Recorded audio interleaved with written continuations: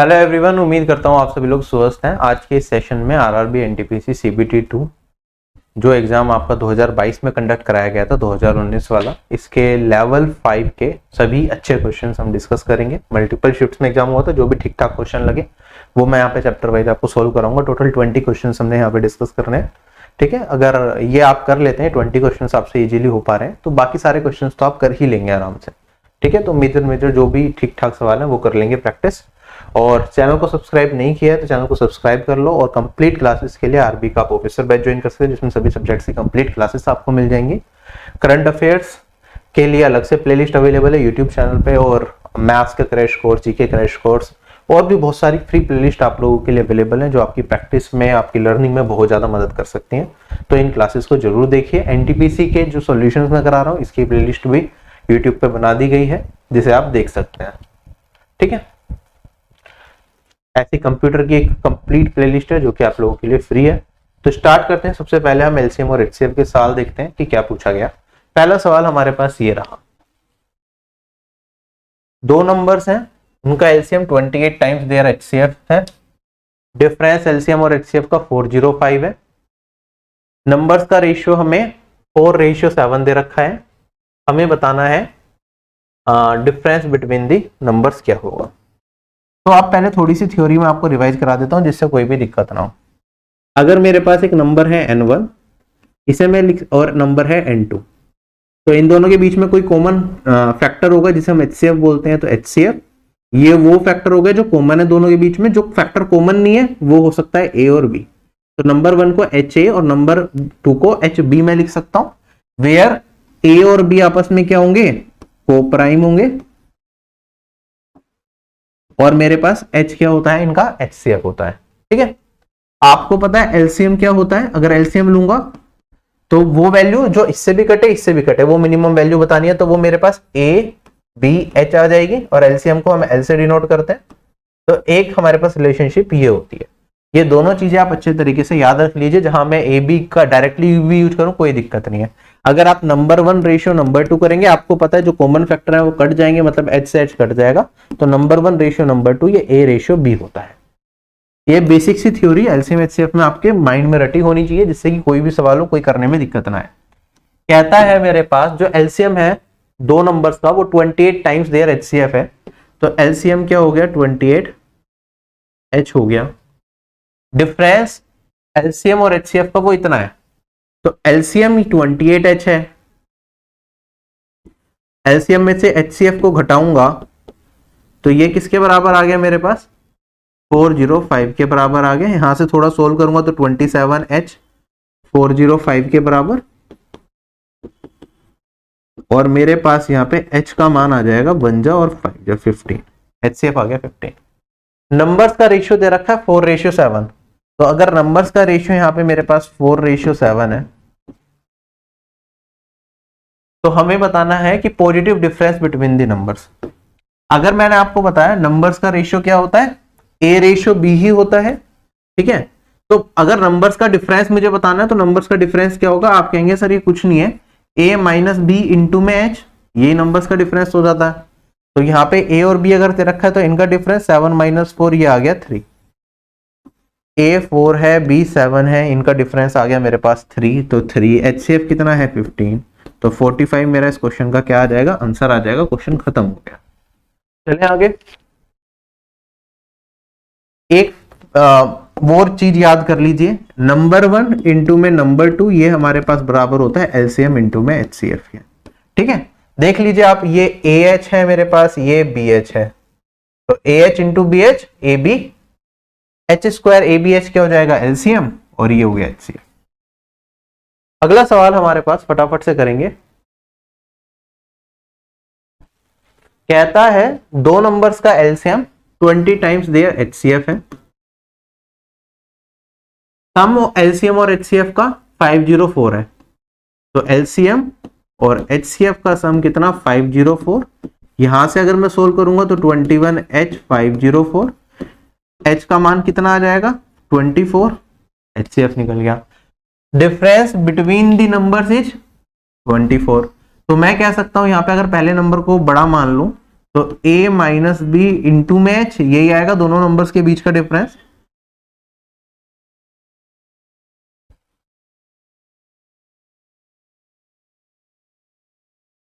ये वाली वैल्यू आ गई 24। तो हमें बताना है सम ऑफ द नंबर्स, नंबर्स का सम क्या होगा। कैसे सोल्व करेंगे, आप HCF की वैल्यू रख देंगे 24, तो a माइनस बी कितना हो गया मेरे पास, यहाँ पे 1 आ गया। ठीक है, LCM equals to 20 times of HCF दे रखा है, यहाँ पे अगर मैं पुट करूंगा तो ABH इक्वल्स टू 20H, तो AB का मान कितना आ गया मेरे पास, 20 आ गया, H से H कट जाएगा। A माइनस बी 1 है, AB कितना है 20, तो इसे इस तरीके से स्प्लिट करोगे, इनका डिफरेंस क्या आ जाए, 1 आ जाए। तो 20 आपको पता है ये क्या होता है, 5 इंटू 4 होता है।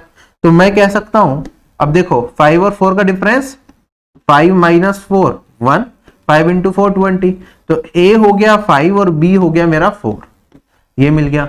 हमसे क्या पूछा है, सम ऑफ द नंबर्स, तो वो क्या हो जाएगा मेरे पास, A प्लस बी इंटू में H, तो ये वाली वैल्यू मेरे पास 5 प्लस 4 9 इंटू में HCF है 24, तो ये वाली वैल्यू 216 आ जाएगी। क्वेश्चन खत्म हो गया।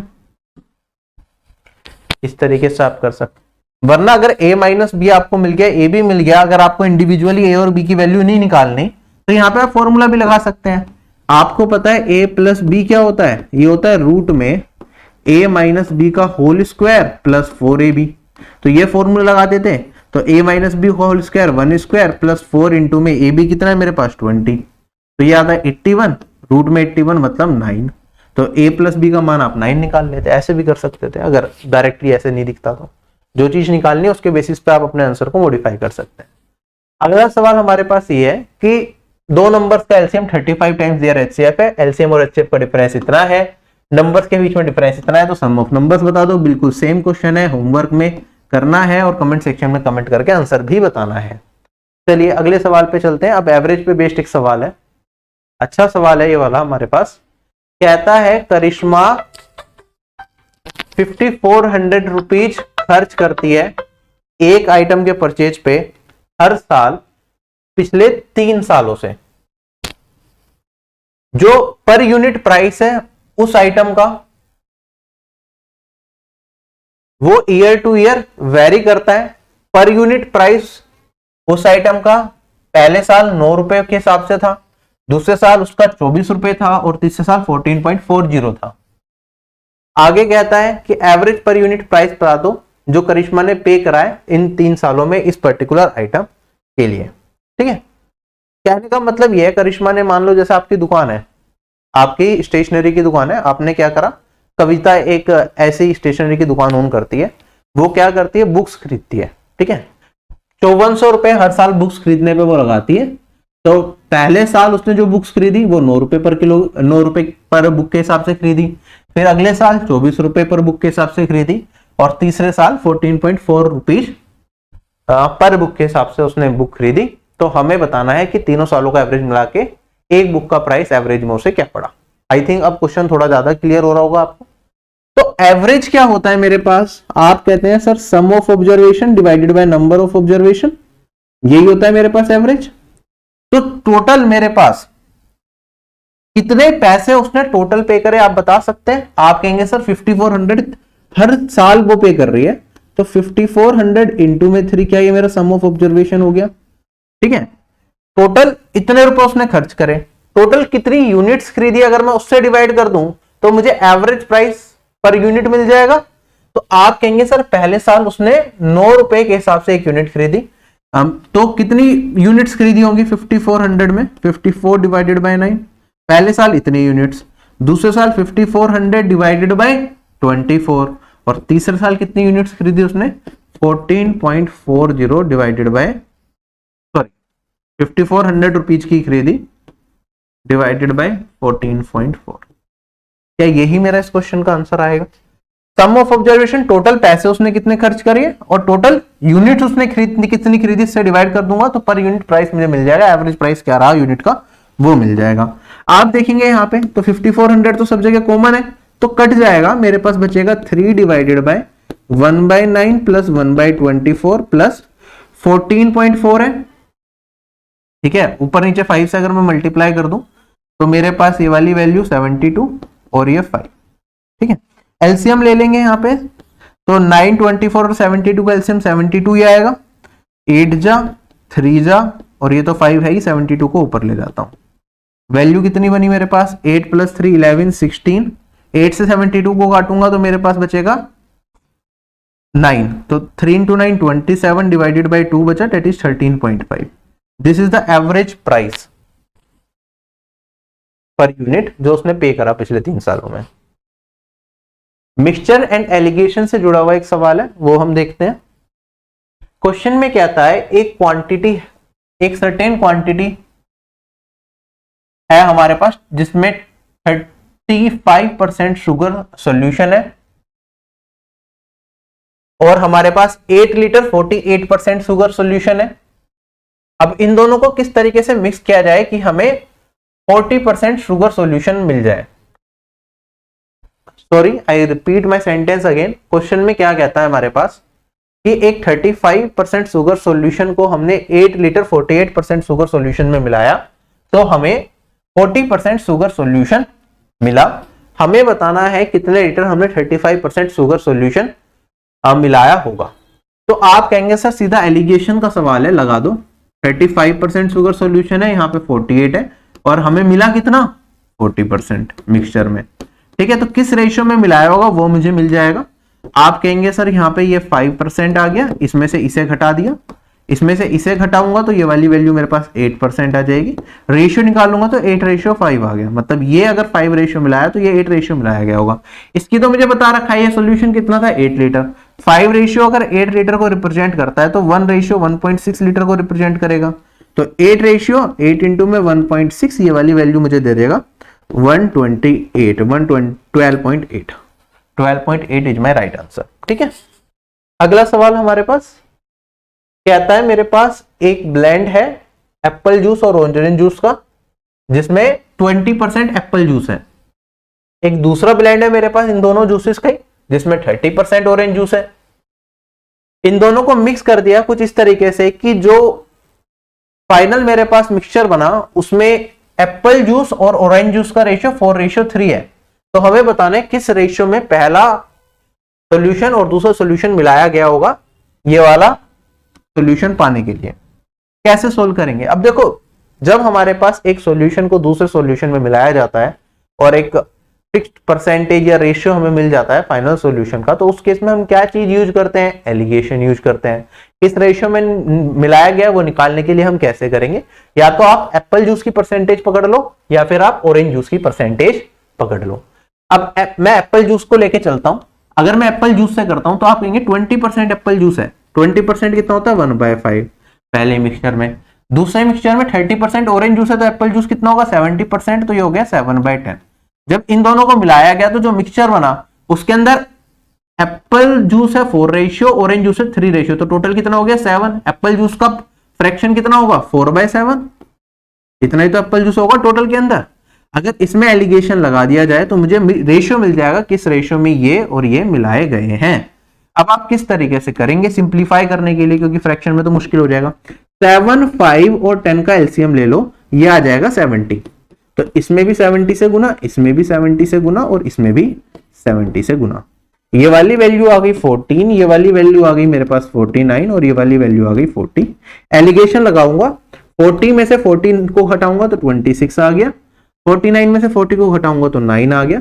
9:16, 26 में अगर मैं मिलाऊंगा तो मेरे पास मिक्सचर बन जाएगा।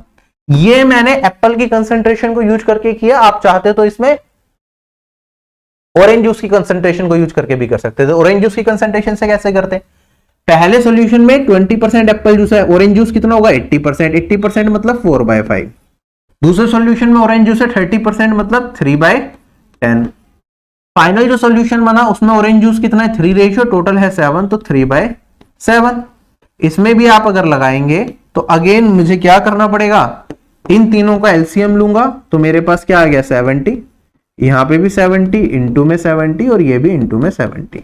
वैल्यू क्या क्या बनी, ये बन जाएगा मेरे पास 30, ये वाली वैल्यू बनेगी मेरे पास 14 × 4 56 और ये वाली वैल्यू बनेगी मेरे पास 21। 30 में से 21 घटाया तो 9 आ गया, 56 में से 30 घटाऊंगा तो 26 आ गया। ऐसे भी कर सकते हो, और बाकी बेसिक रेशियो मेथड से आप करना चाहो तो वो भी लगा सकते हो। That can become a little complicated basic ratio method. Alligation लगाओ, आसानी से आपको आंसर मिलेगा। टाइम, स्पीड एंड डिस्टेंस का सवाल करते हैं। सबसे पहला सवाल ही हमारे पास अच्छा सवाल है, फटाफट से देखिए किस तरीके से इस क्वेश्चन को किया जाएगा।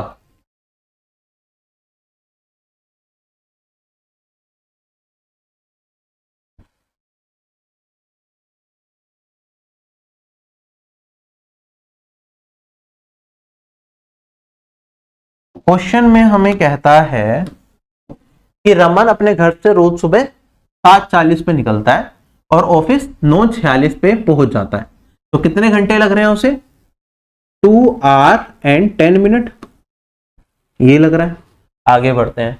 एक दिन क्या हुआ, वो घर से निकला 7:40 पे और उसने 1/4 डिस्टेंस तो 6/7 की अपनी यूजुअल स्पीड से कवर किया, और जो बचा हुआ डिस्टेंस है वो 6/5 अपनी यूजुअल स्पीड से कवर किया। तो हमें बताना है कि वो ऑफिस कितने बजे उस टाइम पे पहुंचेगा। ठीक, जनरली उसकी स्पीड क्या रहती होगी, उसका जनरल टाइम हमें दे रखा है। टाइम क्या होता है हमारे पास? डिस्टेंस अपॉन में स्पीड। तो जनरल सिनेरियो में उसे इतना टाइम लगता है ऑफिस पहुंचने में। अब क्या हो रहा है मेरे पास, एक दिन क्या करता है, वो निकलता 7:40 पे ही है, लेकिन उसने क्या करा, 1/4 distance divided bye 4, 6/7 usual speed से कवर करा। अगर यूजुअल स्पीड उसकी ऐसे है तो मैं कह सकता हूं 6/7 ऑफ यूजुअल स्पीड, इससे कवर करा तो इतना टाइम लगा होगा। डिस्टेंस अपॉन में स्पीड इक्वल टू टाइम। अब बचा हुआ डिस्टेंस क्या होगा, 1/4 हो गया, तो 3/4 डिस्टेंस उसने 6/5 की स्पीड से कवर करा, 6/5 ये भी टाइम हो गया। टोटल टाइम ये लगा होगा उसे पहुंचने में। 7:40 पे वो चला था, हमें यही निकालना है कि क्या होगा। सोल्व करेंगे, आप देखेंगे यहाँ पे मेरे पास डिस्टेंस और डिस्टेंस बाय स्पीड तो कॉमन ही आ जाएगा, और यहां पे मेरे पास बचेगा 7/24 और इधर बचेगा 5 3 15/24, है ना।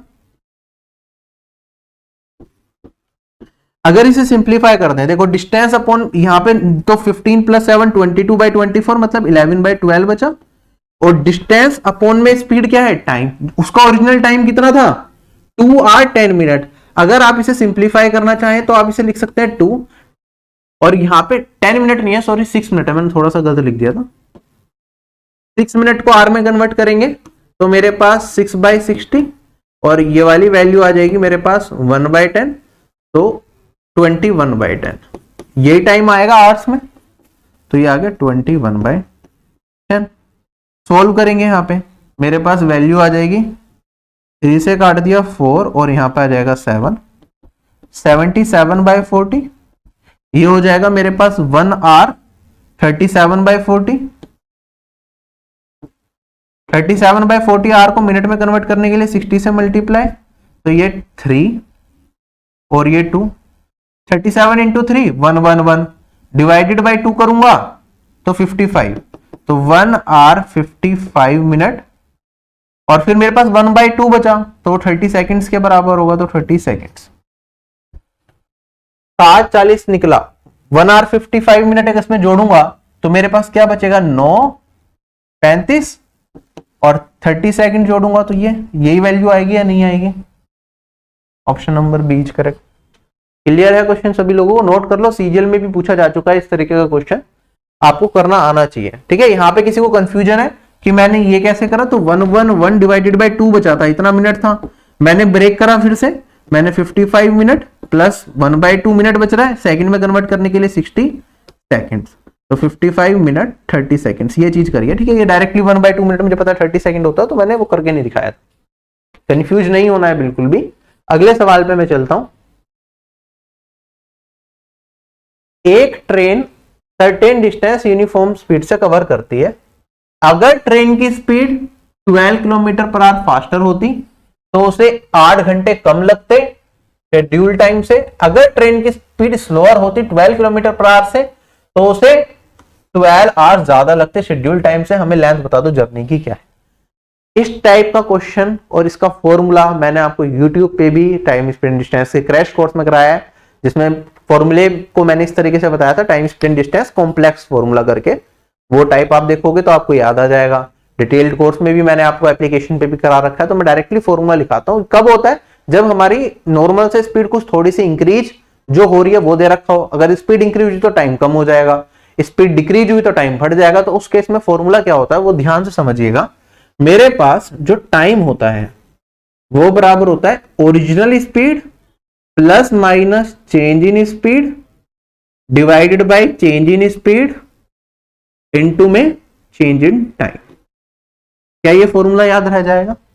जो एक्चुअल टाइम लगेगा उसे इस पूरी जर्नी में, ट्रेन को अपने डेस्टिनेशन में पहुंचने में, वो बराबर होता है actual speed plus change in speed divide plus minus, मतलब अगर स्पीड बढ़ रही है तो प्लस, घट रही है तो minus, divided by change in speed into में चेंज इन टाइम। अगर मैं यही इक्वेट कर दूं तो मेरे पास क्या चीज निकल के आएगी? आप कहेंगे सर मेरी स्पीड पहले क्या हुई, 12 से बढ़ गई, जिसकी वजह से क्या हुआ टाइम में 8 घंटे टाइम कम हो गया, तो 8। जब स्पीड बढ़ रही हो तो प्लस लेंगे, घट रही हो तो माइनस लेंगे।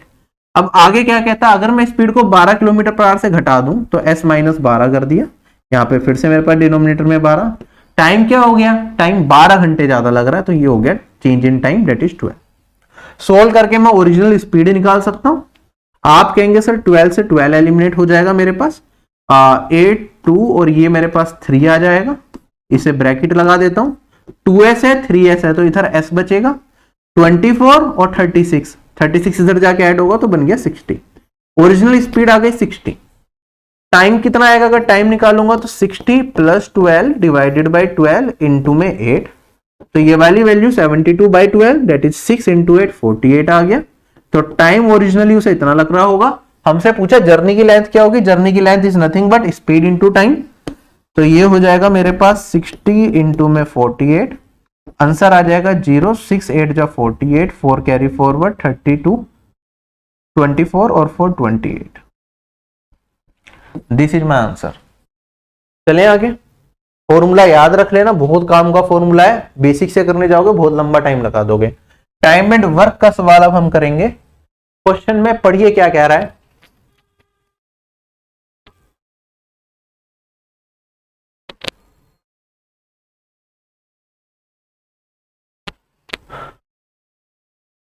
कहता है मेरे पास एक खाली टैंक है, उसे हम फिल कर सकते हैं 12.5 आवर्स के अंदर।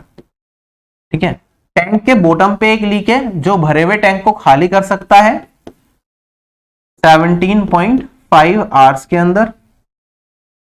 अब आगे कहता है कि जो लीकेज है वो 14 घंटे के बाद बंद किया गया, जब हमने उस पाइप को भरना स्टार्ट किया उसके बाद। तो हमें बताना है कि टोटल टाइम कितना लगेगा टैंक को फिल करने में। मतलब मेरे पास एक खाली टैंक है, मैं दोबारा रिपीट करता हूं, ये मेरे पास एक खाली टैंक है, एक पाइप भरेगा इस टैंक को, इसके अंदर पानी डालेगा, एक लीकेज है बॉटम पे जो इससे पानी निकाल रहा होगा। ये भरने वाला पाइप टैंक को 12.5 आवर्स में भर सकता है, ये खाली कर सकता है 17.5 आवर्स में। हमें खाली टैंक दे दिया गया कि कहो इसे भरना स्टार्ट करो, लीकेज भी है। तो अभी स्टार्टिंग में क्या करेंगे, ये भी काम करेगा पाइप, ये भी काम करेगा। 14 आवर्स के बाद हमने क्या कर दिया, जो पाइप जो लीकेज थी उसे बंद कर दी। तो बताना स्टार्टिंग से लेकर एंड तक कितना टाइम लगा टैंक को भरने में। तो सॉल्व करते हैं। आप कहेंगे सर देखो टाइम दे रखा है तो सबसे पहले टोटल वर्क इन दोनों का एलसीएम ले लेते हैं। इसे मैं सिंप्लीफाई करूं तो 25/2 और इसे मैं 35/2 लिख सकता हूं। जब हम एलसीएम लेते हैं तो सिर्फ न्यूमरेटर का एलसीएम ले लेते हैं क्वेश्चन को सिंप्लीफाई करने के लिए। 25 और 35 का एलसीएम कितना आ गया, 175। टोटल वर्क इतना, टाइम इतना, तो एफिशिएंसी कितनी आ जाएगी 175 डिवाइडेड बाय 25/2, तो ये आ जाएगा 7 2 14। एक घंटे में 14 रेशियो पानी ये भरेगा। टोटल पानी हमें भरना है 175 रेशियो। लीक क्या है 35/2 टाइम ले रहा है, एफिशिएंसी हो जाएगी 175 डिवाइडेड बाय 35/2, ये हो जाएगा 10। तो एक घंटे में ये 10 रेशियो पानी निकालेगा। क्योंकि ये खाली करने का काम कर रहा है तो इसकी एफिशिएंसी क्या होगी, नेगेटिव होगी। दोनों साथ में अगर ओपन कर दिए तो एक घंटे में कितना काम करेंगे, 4 रेशियो पानी डाला जाएगा। 14 आवर्स तक दोनों चले तो 4 × 14 ये हो गया 56 काम होगा 14 आवर्स में। टोटल 175 था, रिमेनिंग कितना रह गया मेरे पास, इसमें से ये वाली वैल्यू घटा दूंगा तो क्या ये 119 रह गया। अब हमारे पास खाली ये वाला फिल करने वाला पाइप चलेगा, तो ये 1 घंटे में 14 रेशियो कर रहा है, तो 119 रेशियो कितने टाइम में करेगा, डिवाइडेड बाय 14 कर देंगे, 7 से काट दूंगा 2 और 17 और ये आगे 8.5 आवर्स। तो 14 आवर्स तो यहां पे लग रहे हैं, 8.5 आवर्स ये, तो टोटल टाइम मेरे पास कितना आ गया, 14 plus 8.5, this will give me 22.5। This is my answer. चले आगे, सिंपल इंटरेस्ट और कंपाउंड इंटरेस्ट के सवाल अब हम देखेंगे, फटाफट से देखें।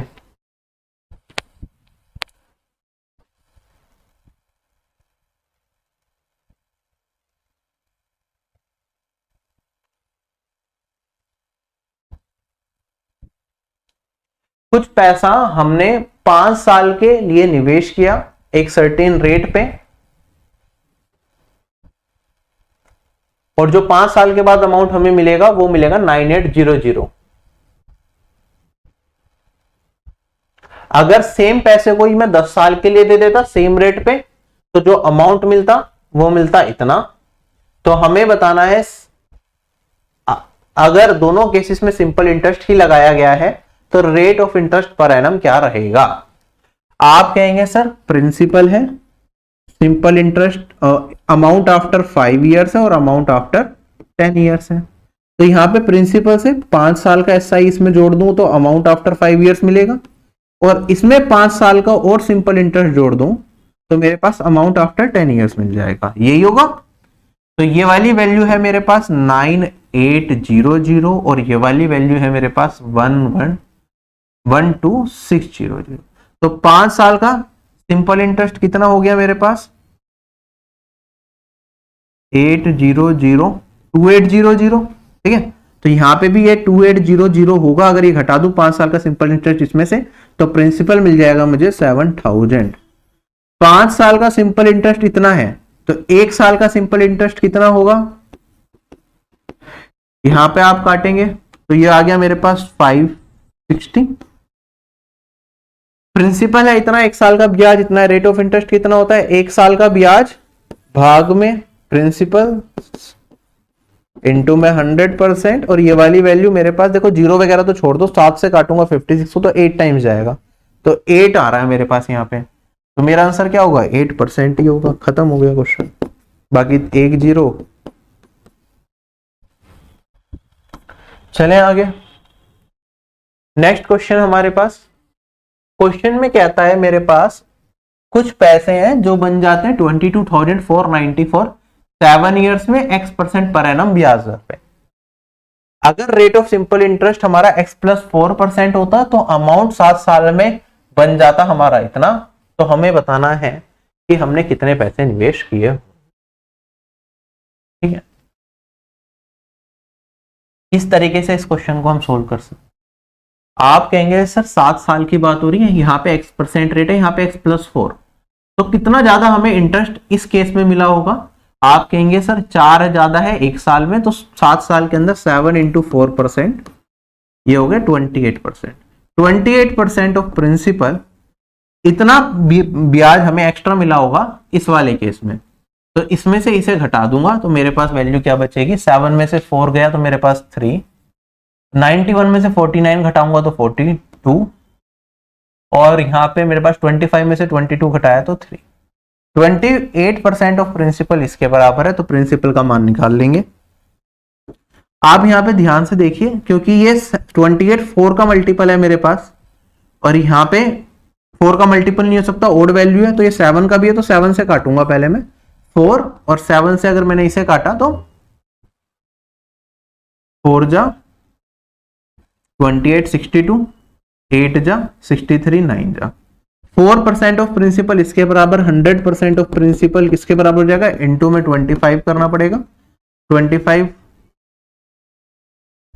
सारे ऑप्शन 25 से कट रहे हैं तो डायरेक्टली नहीं कर सकते, तो मेरे पास 25 9 जा 225, 22 कैरी फॉरवर्ड 200, 220 2, तो मेरे पास 222 कैरी फॉरवर्ड 5 25 4 जा 100,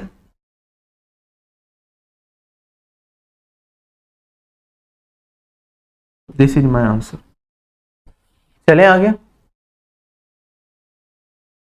लास्ट की वैल्यू 2 डिजिट्स अगर 25 आ गई थी तो तीसरे ऑप्शन में एक ऑप्शन ऐसा था जिसके से लास्ट 2 डिजिट मैच कर रही थी तो तब भी आ जाता, बाकी हम पूरा कर ही रहे थे तो आ ही गया आंसर।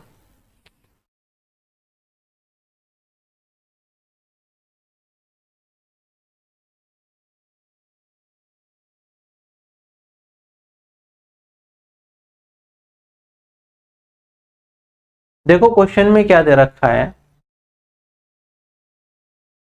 अगर मैं कुछ पैसा सिंपल इंटरेस्ट पे इन्वेस्ट करता हूं सर्टेन रेट से 1 साल के लिए, तो जो अमाउंट बनता है वो बनता है 1484 रुपीज।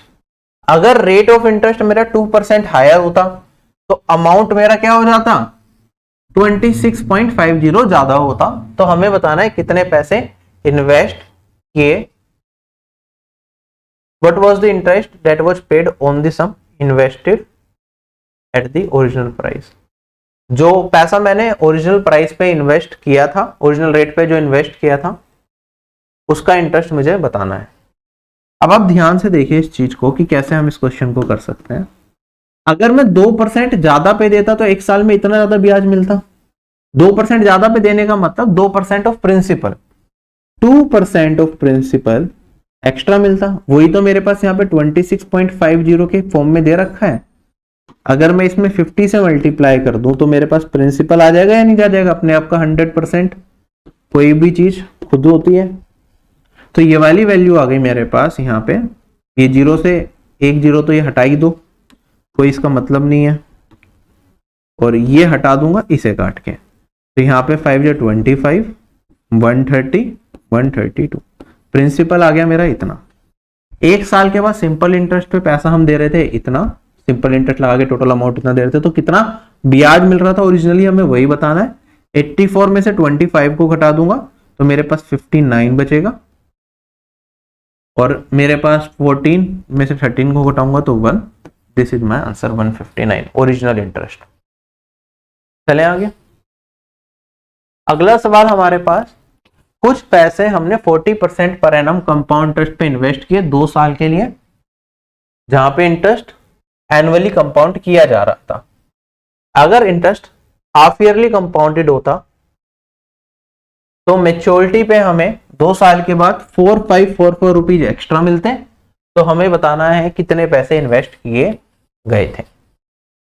अब इसे कैसे करेंगे, देखो अगर मेरे पास 40% के हिसाब से 2 साल के लिए पैसा निवेश किया गया तो 2 साल का 40% का इफेक्टिव कितना हो जाएगा, फॉर्मूला होता है 2a + a² डिवाइडेड बाय 100। यही होता है, पढ़ रखा है हमने।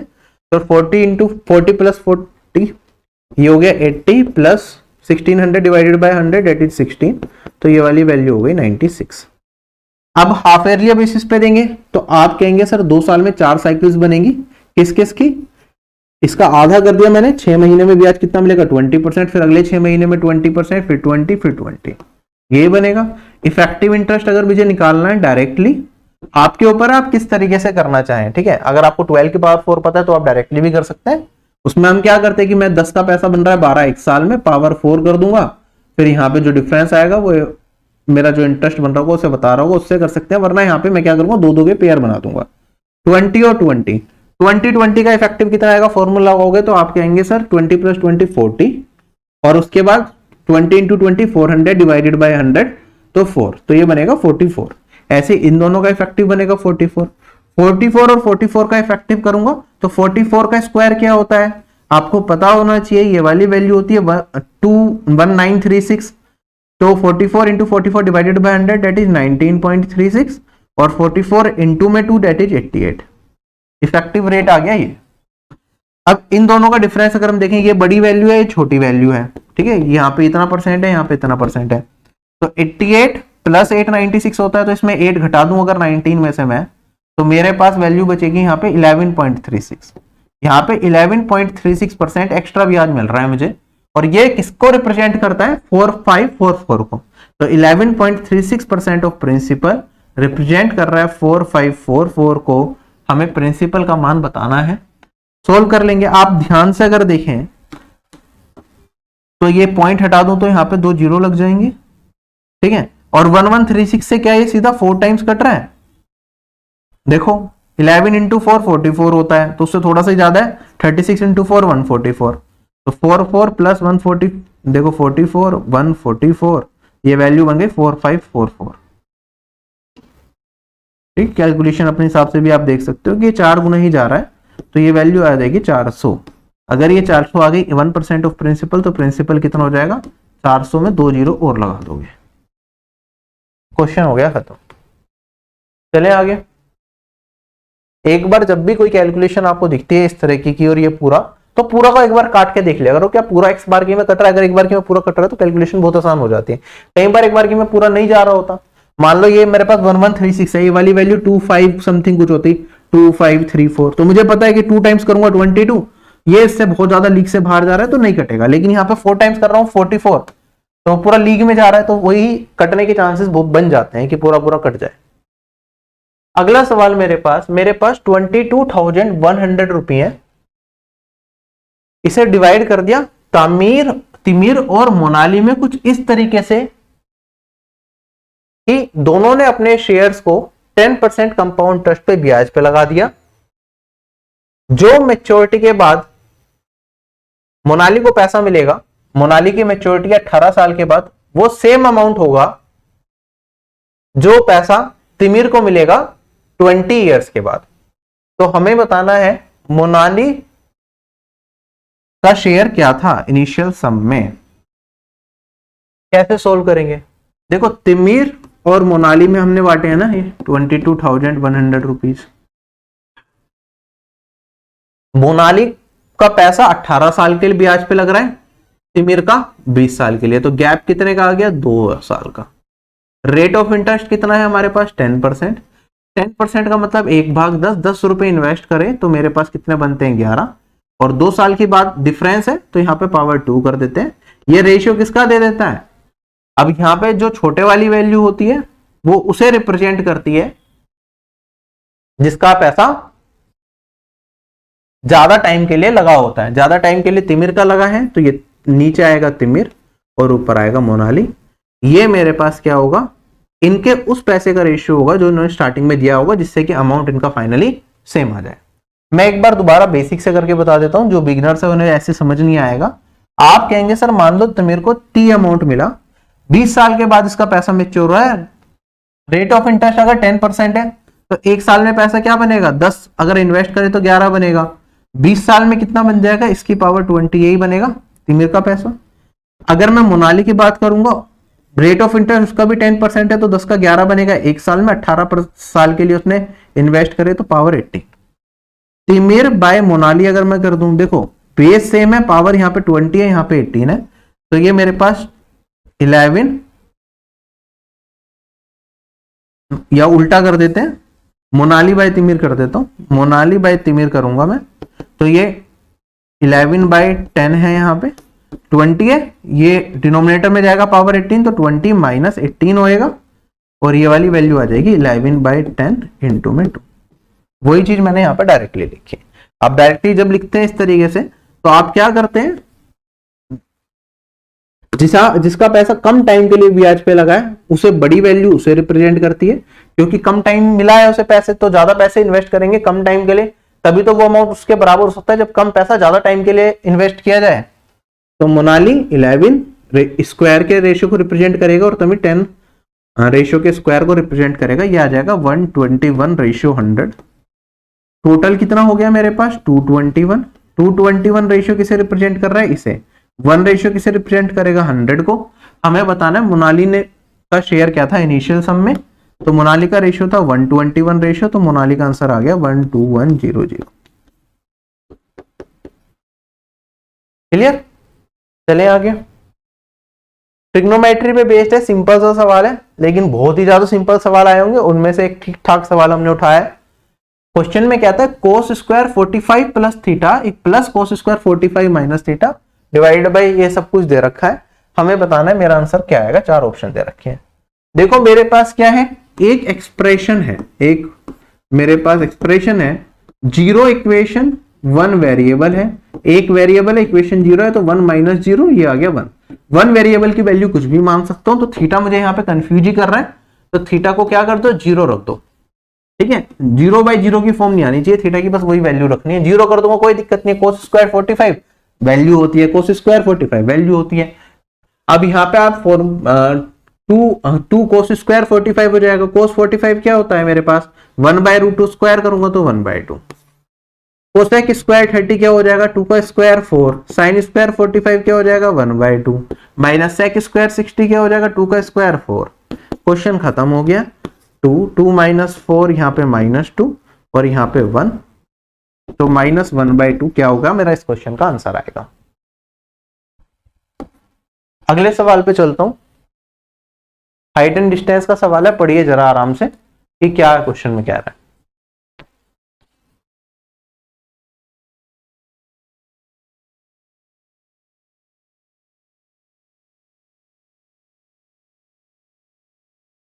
ठीक है, मेरे पास क्या दे रखा है, एक वर्टिकल टावर दे रखा है। क्या दे रखा है, एक वर्टिकल टावर दे रखा है।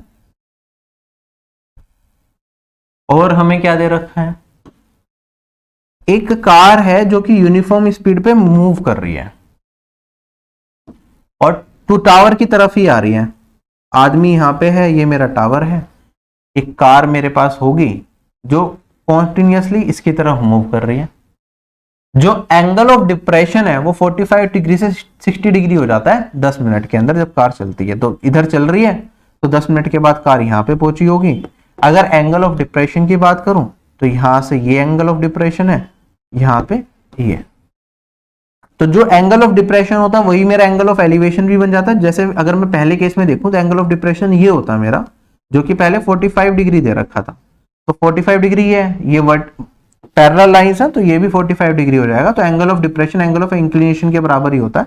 तो ये मान के चलो, तो ये 45 डिग्री है। बाद में क्या हुआ, एंगल ऑफ डिप्रेशन 60, मतलब एंगल ऑफ इंक्लिनेशन बाद में 10 मिनट्स के बाद ये हो गया 60। तो ये हो गया 10 मिनट। हमसे पूछा है कितने टाइम में जो ये कार है ये यहाँ पे पहुंच जाएगी। किस तरीके से सोल्व करेंगे। अब आप जब डिस्टेंस की बात कर रहे हैं, कार की स्पीड कांस्टेंट है या नहीं है। कार की जो स्पीड है वो है मेरे पास कांस्टेंट। अगर स्पीड कांस्टेंट हो गई तो डिस्टेंस क्या होता है, डायरेक्टली प्रोपोर्शनल टू टाइम होता है। ठीक है, तो टाइम के रिस्पेक्ट में भी मैं पूरा का पूरा क्वेश्चन सोल्व कर सकता हूं। अगर मैं ध्यान दूं, सबसे पहले हम छोटे वाला ट्राइंगल देखते हैं, अंदर वाला ट्राइंगल। तो ये 60 डिग्री है। 60 डिग्री के केस में क्या होता है, अगर ये 1 रेशियो होता है मेरे पास तो ये √3 रेशियो होता है। यही चीज हम पढ़ते हैं। अब हमारे पास 45 डिग्री है, तो अगर मैं बड़े वाले ट्राइंगल को कंसीडर करूं, यहाँ पे ये वाले ट्राइंगल को, तो इसके अंदर मेरे पास ये √3 है। 45 डिग्री केस में ये भी क्या हो जाएगा, √3 रेशियो हो जाएगा, है ना। तो 10 मिनट किसे रिप्रेजेंट करेगा, √3 - 1 रेशियो ये रिप्रेजेंट करेगा 10 मिनट को। हमें क्या बताना है, कितनी देर में कार टावर तक पहुंचेगी। तो यहां से लेके यहां तक का हमें पूरा टाइम फ्रेम बताना है। हमें मतलब क्या बताना है, हमें √3 रेशियो का मान बताना है। अब जिन लोगों को हल्की सी भी कंफ्यूजन ना हो तो मैं यहाँ पे एक्स की फॉर्म में ले लेता हूं। मैं कहता हूं ये डिस्टेंस मैंने मान लिया √3x है। ठीक है, ये वाला डिस्टेंस मेरे पास 1 रेशियो को मैंने x मान लिया, तो √3x - x, तो ये आ गया √3 - 1x। ये रिप्रेजेंट करता है किसे, 10 मिनट्स को। अब इसे भी अगर आप मिनट को भी डिस्टेंस की फॉर्म में मानना चाहो तो मैं मान लेता हूं कार की स्पीड है कितनी, s। तो आप कह सकते हैं सर 10 मिनट लग रही है, s स्पीड से चल रहा है तो 10s। टोटल डिस्टेंस कितना हो जाएगा मेरा यहाँ पे, 10s हो जाएगा। डिस्टेंस की फॉर्म में देखना चाहो तो मतलब 10 मिनट्स में इतनी दूरी तय की जा रही है। हमें मैं वैल्यू निकालनी है √3x की। तो अगर मैं सोल्व करूंगा तो x आएगा मेरे पास, ध्यान रखना ये उधर प्लस माइनस नहीं होगा, ये नीचे जाएगा। 10s divided by √3 - 1। रेशनलाइज करेंगे तो ऊपर नीचे √3 + 1 और यहाँ पे भी √3 + 1। तो मेरे पास ये वाली वैल्यू √3 का square -1 square that is 3 - 1 that is 2। और मेरे पास ऊपर 10s है, √3 + 1। 2 से काटूंगा तो मेरे पास ये बचेगा 5s।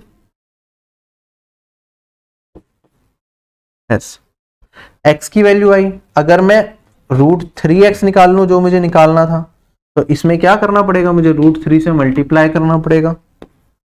तो यहाँ पे अगर मैं √3 से मल्टीप्लाई कर दूं तो this will be my distance जो हमें चाहिए। तो ये वाली वैल्यू यहाँ पे ये s है, ठीक है, कंफ्यूज मत होना, 5 और s मेरा सिमिलर बनता है, तो s है, तो s को अलग लिख दिया मैंने। √3 5√3 इंटू √3 15, 5√3 इंटू में 1 तो 5√3, इतना डिस्टेंस है ये वाला। टाइम कितना लगेगा, स्पीड अगर s है तो टाइम लगेगा 15 + 5√3। तो यही मेरा इस क्वेश्चन का आंसर हो जाएगा, 15 + 5√3 मिनट्स। बाकी ये s ये सारी चीजें मैंने समझाने के लिए बस लिखी हैं, ठीक है, अदरवाइज इनका कोई भी महत्व नहीं है, तो मैं फिलहाल हटा रहा हूं जिससे कि आप कंफ्यूज ना हो जाए।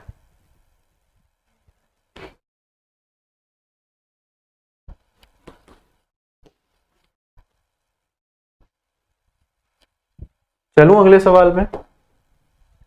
नेक्स्ट क्वेश्चन हमारे पास कहता है एक एरोप्लेन है जिसका एंगल ऑफ एलिवेशन ग्राउंड के एक पॉइंट से 45 डिग्री है। तो मैंने ये ग्राउंड बना दिया, मान लो मेरा एरोप्लेन है यहां पे, तो इसका एंगल ऑफ एलिवेशन एक पॉइंट से कितना है, 45 डिग्री है, ठीक है। आगे कहता है ये 12 सेकंड उड़ता है, उसके बाद एंगल ऑफ एलिवेशन 30 डिग्री हो जाता है मेरा। तो अगर कितने देर उड़ा ये, 12 सेकंड उड़ा, तो कुछ इस डायरेक्शन में जा रहा होगा, जब भी तो मेरा एंगल ऑफ एलिवेशन 30 डिग्री होगा।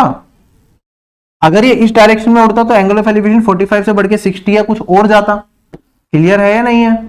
तो ये ऑटोमेटिकली हम इधर ही बनाएंगे और मैं कहूंगा जो ये बनेगा मेरे पास, ये बनेगा 30 डिग्री। एरोप्लेन उड़ रहा है 2400 मीटर की हाइट पे, तो अगर मैं ये वाली दूरी बनाऊं तो ये 2400 मीटर है। हमसे पूछा है स्पीड बता दो एरोप्लेन की किलोमीटर पर आवर में क्या हो। कैसे सोल्व करेंगे, बड़े आसान तरीके से। मैंने आपको सिखाया है कि हमेशा छोटे वाले ट्राइंगल को यूज करते हुए ही क्वेश्चन को सोल्व किया करिए। ये एंगल 45 डिग्री है, ये हाइट मुझे 2400 ही दे रखी है। तो अगर मैं सोल्व करूंगा 45 डिग्री के केस में परपेंडिकुलर बेस के बराबर होता है, तो ये भी 2400 ही आ जाएगी। अब मेरे पास यहाँ पे सेकंड केस में ये वाली वैल्यू क्या है, 2400, एंगल है 30 डिग्री। 30 डिग्री के केस में क्या होता है, जो सब परपेंडिकुलर है, अगर ये मेरे पास 1 रेशियो होता है तो ये वाली वैल्यू क्या हो जाती है मेरे पास, √3 रेशियो। तो ये पूरा का पूरा क्या हो जाएगा मेरे पास, 2400 √3। इसमें से अगर 2400 को घटाऊंगा तो मेरे पास ये वाला वैल्यू आएगा 2400 √3 - 1। ठीक है, यहां से लेके यहां तक का रीजन, इतनी दूरी 12 सेकंड में कवर की गई। तो 2400 डिवाइडेड बाय 12, ये मेरे पास क्या आ गया, distance divided by time equals to speed. लेकिन ये किस में, मीटर पर सेकंड में, किलोमीटर पर आवर में कन्वर्ट करने के लिए 18/5 से भी मल्टीप्लाई करना पड़ेगा। सोल्व करके हमारा आंसर आ ही गया। अगर यहां से काटूंगा तो 200, 5 से भी 200 को काटूंगा तो 40, 18 4 जो 720, तो 720 √3 - 1, यही मेरा इस क्वेश्चन का आंसर हो। चलें आगे। डीआई पे बेस्ड एक बहुत सिंपल सा सवाल है, करा देता हूं। कहता है जो सेंट्रल एंगल है एक सेक्टर का पाई चार्ट का, वो रिप्रेजेंट करता है नंबर ऑफ स्टूडेंट्स को जो स्कूल गए, और वो एंगल हमें, उसका एंगल हमें 60 डिग्री दे रखा है। मतलब पाई चार्ट है हमारे पास, ठीक है, इसका एक सेक्टर बनाऊंगा तो कुछ इस तरीके से होगा। उसका जो नंबर ऑफ स्टूडेंट्स स्कूल चल के गए, उसमें जो ये वाला एंगल है ये 63 डिग्री बन रहा है, ये इन स्टूडेंट्स को रिप्रेजेंट करता है। हमें बताना है परसेंटेज ऑफ स्टूडेंट्स, कितने परसेंट स्टूडेंट्स ऐसे हैं जो वॉक करके गए, मतलब ये परसेंटेज में अगर इसे बनाएंगे तो कितना डिनोट करेगा। आप कहेंगे सर पाई चार्ट के केस में ये पूरा का पूरा एंगल कितना होता है, 360 डिग्री एक सर्कल बनता है। 360 डिग्री टोटल को रिप्रेजेंट करता है, टोटल कितना होता है, 100% होता है ना। 63 डिग्री कितने परसेंट को रिप्रेजेंट करेगा? आप कहेंगे सर ये हो जाएगा 100 डिवाइडेड बाय 360, ये 1 डिग्री को रिप्रेजेंट करेगा। 63 डिग्री को रिप्रेजेंट करने के लिए 63 से मल्टीप्लाई, इतना परसेंट मेरा आंसर आ जाएगा। सोल्व कर लिया। आप देखेंगे 0 से 0 एलिमिनेट होगी, 2 से काट सकता हूं 5 और 18, 9 से काटूंगा तो 2 और 7, 35/2 डेट इज 17.5। ए से रिप्रेजेंट करता है, वरना एक डायरेक्ट तरीका भी होता है हमारे पास। 1% मैंने आपको बता रखा है, ये 3.6 डिग्री को रिप्रेजेंट करता है। ठीक है, तो आपको 63 डिग्री बताना था तो आप उसमें कन्वर्ट करके कर सकते थे, बात वैसे वही आती। क्वेश्चन देखिए हमारे पास यहाँ पे क्या दे रखा है, ये डेटा सेट दे रखा है, हमें इसमें डिफरेंस बताना है मीडियन एंड मोड का। मीडियन निकालने के लिए हमारे पास डेटा इंक्रीजिंग ऑर्डर में अरेंज होना चाहिए। अगर आप देखेंगे तो यहाँ पे मेरे पास ये क्या है, 2.1 है। ठीक है, ध्यान रखना पॉइंट है, ये कोमा नहीं है, कंफ्यूजन हो जाती है एग्जाम में कई बार। फिर 5, 6, 7, 8, 9.3, फिर हमारे पास ऐसे चल रहा है इंक्रीजिंग ऑर्डर में, ये यहाँ तक पूरा का पूरा। जैसे मैं यहाँ पे पहुंचा तो मेरे को ये 3 टर्म्स इंक्रीजिंग ऑर्डर में नहीं दिख रही, तो हमें ये इंक्रीजिंग ऑर्डर में डालनी पड़ेगी। 10, 14 और 16.5, 10 यहाँ पे आएगा, 14 यहाँ पे आएगा और 16.5 हमारा यहाँ पे आएगा। ठीक है, यहाँ से आप एलिमिनेट कर दो। अगर मैं ध्यान दे रहा हूं तो मेरे को ये भी समझ में आ रहा है इस डेटा का मोड क्या होगा। 31 2 बार आ रहा है, बाकी सारी एक बार है, तो मोड मिल गया 31।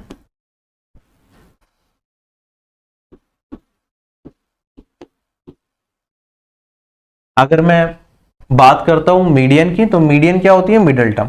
तो नंबर ऑफ टर्म्स कितने, 1 2 3 4 5 6 7 8 9 10 11 12 13 14 15 16 17। नंबर ऑफ टर्म्स अगर मेरे पास 17 है तो मीडियन होती है मेरी n+1/2th टर्म, क्योंकि ओड है तो ये हो जाएगा 17 + 1 18/2 डेट इज 9th टर्म। और 9 टर्म अगर मैं निकालूंगा तो 1 2 3 4 5 6 7 8 9, ये मेरी क्या हो जाएगी, मीडियन। अगर मीडियन ये है, मोड ये है, इनका डिफरेंस हमसे पूछा है, तो ये हो जाएगा 31 माइनस में 14, आंसर आ गया 17। क्वेश्चन खत्म। ठीक, अगला सवाल अच्छा सवाल है स्टैटिस्टिक्स का, इसे नोट डाउन कर लेना। क्वेश्चन में क्या कहता है, मेरे पास एक वेरिएबल है x जो इंटीजर वैल्यू ले सकता है, जो कि 0 से बड़ी या उसके बराबर हो और छोटी हो किससे, 4 या उसके बराबर हो। जो फ्रीक्वेंसी है x की वो इस फंक्शन के द्वारा बताई गई है। फ्रीक्वेंसी का मतलब कितनी बार x की एक पर्टिकुलर वैल्यू यूज की जाएगी वो आपको इस फंक्शन से बताया जाएगा। तो हमें मोड बताना है। मोड क्या होता है, वो वैल्यू जो सबसे ज्यादा बार यूज की गई हो, मतलब जो वैल्यू सबसे ज्यादा बार आया हो वही मेरा मोड कहलाता है। ठीक है, तो हमें x का मोड बताना है। x कौन कौन सी वैल्यू ले सकता है, 0 से 4 के बीच में। तो मोड मेरा क्या हो सकता है, 1 0 1 2 3 एंड 4। इन्हीं में से कोई ना कोई वैल्यू क्या होगी, मेरी मोड होगी। कौन सी वैल्यू मोड होगी वो डिसाइड करेगा ये फंक्शन। ठीक है, 0 कितनी बार आएगा मुझे कैसे पता चलेगा, जब मैं यहां पे x की जगह 0 रख दूंगा तो मुझे ये पता चलेगा कि 0 कितनी बार यूज हो रहा है, x कितनी बार वैल्यू 0 लेगा। तो ये आ जाएगा मेरे पास, यहां पे सोल्व करोगे। फिर आप यहां पे फंक्शन में x का 1 रखोगे तो 1 कितनी बार x वैल्यू लेगा वो पता चलेगा। फंक्शन में 2 रखोगे तो 2 कितनी बार लेगा, 3 कितनी बार लेगा और 4 कितनी बार लेगा। अब ध्यान से सोल्व करेंगे। अगर मैंने x को 0 रखा तो 1, ये 0 बन गया, ये भी 0 बन गया, और यहाँ पे 1/2 इंटू में 0, तो ये सारा 0 और ये भी पूरा 0, तो ये रह गया 1। x को 1 रखा। अगर x को आप 1 रख रहे हो तो आपको ये चीज समझ में आ रही है कि x माइनस 1 क्या हो जाएगा मेरे पास, x माइनस 1 क्या 0 के बराबर हो जाएगा। तो जहां x माइनस 1 आए वो 0 बन जाएगा। तो ये वाली टर्म मेरी 0 बन जाएगी। यहाँ पे x माइनस 1 मल्टीप्लीकेशन में तो ये पूरा 0 बन जाएगा, और यहाँ पे भी x माइनस 1 मल्टीप्लीकेशन में तो ये पूरा 0 बन जाएगा। तो बचेगा क्या मेरे पास, सिर्फ 1 + x डेट इज 1 + 1, ये आ जाएगा 2। कोई दिक्कत नहीं। अब मैं x को 2 रखूंगा। अगर x 2 है तो x - 2 ये मेरा 0 बनेगा, तो ये पूरा 0 हो जाएगा। सिमिलरली यहाँ पे भी x - 2 है, ये पूरा 0 हो जाएगा। यहाँ पे अगर x को 2 रखा तो सिर्फ ये फंक्शन बचेगा, तो ये आ जाएगा 1 + 2 + 2, 2 - 1 दैट इज 1, तो ये वैल्यू बन गई 5। ठीक है, x को रखा 3, तो x - 3 जहां जहां होगा वो 0 बनेगा। x - 3 बस यहाँ पे है, तो ये पूरा 0 बन जाएगा, बाकी बच जाएगा मेरे पास। बाकी सोल्व करो, 1 + 3 + 3 इंटू में 2 प्लस 1/2 इंटू में 3 इंटू में 2 इंटू में 1, क्या वैल्यू आई मेरे पास? 4 और 6 10 प्लस 3 13।